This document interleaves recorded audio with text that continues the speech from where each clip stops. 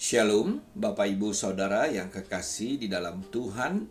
Selamat berjumpa kembali dengan saya, Daniel Johan, dalam Renungan Kebenaran Alkitab pada hari ini, Sabtu 4 Desember 2021. Hari ini saya akan membawakan Renungan Kebenaran Alkitab dengan judul Menilai Manusia dan Kristus.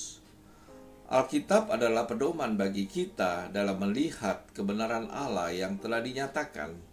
Dan Roh Kudus adalah guru terbaik kita sebagai penolong yang setia.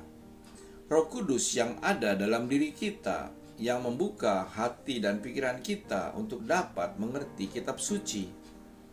Baik Bapak Ibu Saudara yang kekasih di dalam Tuhan, saya mengajak kita semua untuk membuka Alkitab kita di surat 2 Korintus 5 ayatnya yang ke-14 hingga 19.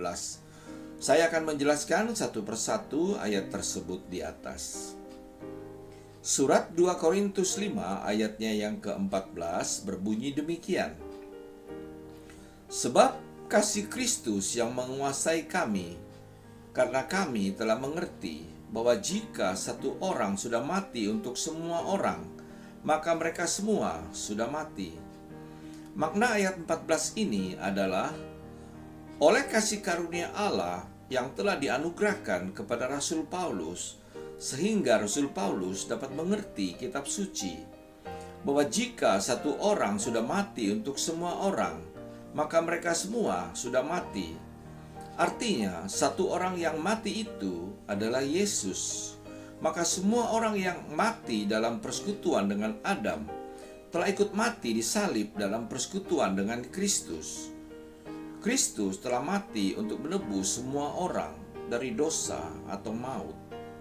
Nah, orang-orang yang telah ditebus ini selayaknya sadar, sebagaimana Rasul Paulus mengalami renewing mind dan sadar bahwa ia telah ditebus dari dosa kematian atau maut. Seperti yang Rasul Paulus tulis di surat Filipi 3 ayatnya yang ke-10, demikian firman Tuhan. Yang kukendaki ialah mengenal Dia dan kuasa kebangkitannya dan persekutuan dalam penderitaannya, di mana aku menjadi serupa dengan Dia dalam kematiannya. Saat seseorang itu sadar dan terbangun dari tidurnya atau dari kematiannya, maka itulah yang disebut dengan iman. Karena orang itu telah melihat realita Kristus yang telah menebus mereka dari dosa kematian atau maut. Di mana tadinya orang itu tertidur atau mati, sekarang ia telah sadar bahwa ia telah diselamatkan, bangkit dan hidup oleh Roh Kristus yang menghidupkan itu. Surat 2 Korintus 5 ayatnya yang ke-15 berbunyi demikian. Dan Kristus telah mati untuk semua orang, supaya mereka yang hidup tidak lagi hidup untuk dirinya sendiri, tetapi untuk Dia yang telah mati dan telah dibangkitkan untuk mereka. Makna ayat 15 ini adalah manusia yang telah ditebus ini memang memiliki free will, sehingga mereka masih dapat memilih apakah mau mengikuti Kristus Sang Penebus atau menolak untuk menjadi hamba kebenaran dan tetap memilih menjadi hamba dosa. Mereka yang mengalami renewing mind dan sadar, maka merekalah yang akan dibangkitkan dan hidup yang mereka hidupi adalah hidup untuk Allah. Surat 2 Korintus 5 ayatnya yang ke-16 berbunyi demikian. Sebab itu kami tidak lagi menilai seorang juga pun menurut ukuran manusia. Dan jika kami pernah menilai Kristus menurut ukuran manusia, sekarang kami tidak lagi menilainya demikian.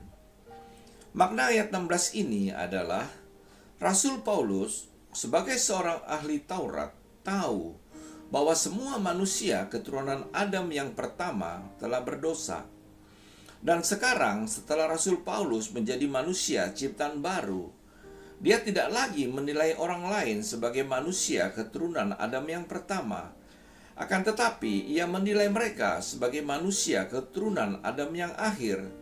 Artinya, semua orang telah ditebus oleh darah Yesus di atas kayu salib. Dan Paulus pun pernah menilai Kristus menurut ukuran manusia, bahwa dia layaknya manusia biasa, di mana orang-orang yang tinggal dekat dengan Yesus mengetahui bahwa ia adalah anak tukang kayu, ibunya bernama Maria, dan saudara-saudaranya Yakobus, Yusuf, Simon, dan Yudas. Namun sekarang Rasul Paulus tidak lagi menilai Kristus demikian, karena Roh Kudus telah mengajar dia, sehingga dia mengerti bahwa manusia Yesus adalah manusia yang tidak mengenal dosa dan tidak pernah berbuat dosa. Serta Yesus yang dia kenal dahulu, sekarang telah menjadi Kristus Tuhan yang telah berdiam di dalam diri setiap orang percaya. Dialah yang menghembuskan roh yang menghidupkan itu. Surat 2 Korintus 5 ayatnya yang ke-17 berbunyi demikian. Jadi siapa yang ada di dalam Kristus, ia adalah ciptaan baru. Yang lama sudah berlalu, sesungguhnya yang baru sudah datang. Makna ayat 17 ini adalah, barang siapa yang mau menerima kasih karunia Allah yang telah diberikan dengan cuma-cuma kepada semua orang, maka orang itulah yang akan menjadi manusia ciptaan baru. Sebagai manusia keturunan Adam yang pertama, yaitu sebagai hamba dosa, telah berlalu. Dan sekarang kita telah menjadi manusia ciptaan baru, menjadi keturunan Adam yang akhir, yaitu sebagai hamba kebenaran, hamba Kristus. Surat 2 Korintus 5 ayatnya yang ke-18 berbunyi demikian. Dan semuanya ini dari Allah, yang dengan perantaraan Kristus telah mendamaikan kita dengan dirinya, dan yang telah mempercayakan pelayanan pendamaian itu kepada kami. Makna ayat 18 ini adalah, seluruh karya keselamatan adalah karena kasih karunia Allah. Kita diselamatkan oleh iman. Keselamatan manusia bukanlah hasil usaha pekerjaan manusia. Jangan ada orang yang memegahkan diri. Ayat 18 ini paralel dengan surat Kolose 1 ayat yang ke-20 dan 22. Demikian firman Tuhan. Dan oleh dialah ia memperdamaikan segala sesuatu dengan dirinya, baik yang ada di bumi maupun yang ada di sorga, sesudah ia mengadakan pendamaian oleh darah salib Kristus. Ayat 22. Sekarang diperdamaikannya di dalam tubuh jasmani Kristus oleh kematiannya, untuk menempatkan kamu kudus dan tak bercacat di hadapannya. Surat 2 Korintus 5 ayatnya yang ke-19 berbunyi demikian. Sebab Allah mendamaikan dunia dengan dirinya oleh Kristus dengan tidak memperhitungkan pelanggaran mereka. Ia telah mempercayakan berita pendamaian itu kepada kami. Makna ayat 19 ini adalah, Rasul Paulus dan rasul-rasul lainnya telah dipercayakan sebagai rasul Kristus.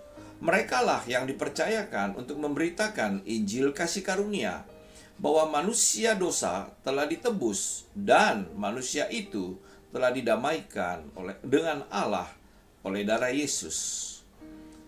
Ayat ini paralel dengan surat 1 Yohanes 2 ayatnya yang kedua. Demikian firman Tuhan. Dan ia adalah pendamaian untuk segala dosa kita, dan bukan untuk dosa kita saja, tetapi juga untuk dosa seluruh dunia. Sebagai penutup, sebagaimana Alkitab mengajarkan kepada kita bahwa maut datang oleh karena satu orang, yaitu Adam, manusia pertama itu, demikian jugalah oleh kematian satu orang, yaitu Yesus, sebagai Adam yang akhir, maka mereka yang mati dalam persekutuan dengan Dia, mereka yang beriman akan dibangkitkan bersama dengan Kristus. Jadi berita baiknya adalah, kita yang beriman bahwa Kristus telah menebus kita dari dosa, kematian atau maut, maka kitalah orang-orang yang telah dibangkitkan oleh Kristus Tuhan. Kebangkitan bukan terjadi nanti setelah kematian, tetapi sekarang saat kita masih hidup. Anda dapat baca di surat Roma 6 ayatnya yang ke-4 dan juga surat Kolose 2 ayatnya yang ke-12. Sebagai renungan kita pada hari ini, jika Yesus yang telah menebus kita itu telah berdiam dalam diri kita, masihkah kita menunggu Dia datang lagi untuk menjemput kita? Tidakkah kita percaya bahwa Alkitab berkata di surat Kolose 1 ayatnya yang ke-27 versi BIMK lebih jelas, demikian firman Tuhan. Kepada umatnya itu Allah mau menyatakan betapa baiknya dan agungnya rahasianya itu untuk seluruh umat manusia. Rahasia itu ialah Kristus ada dalam dirimu, yang berarti kalian akan turut menikmati kebesaran Allah. Dan juga Rasul Paulus menulis di surat 2 Korintus 13 ayatnya yang kelima, demikian firman Tuhan. Ujilah dirimu sendiri, apakah kamu tetap tegap di dalam iman? Selidikilah dirimu, apakah kamu tidak yakin akan dirimu bahwa Kristus Yesus ada di dalam diri kamu? Sebab jika tidak demikian, kamu tidak tahan uji. Demikianlah renungan kita pada hari ini. Sampai jumpa lagi di acara Renungan Kebenaran Alkitab pada Sabtu yang akan datang. Tuhan Yesus memberkati. Amin.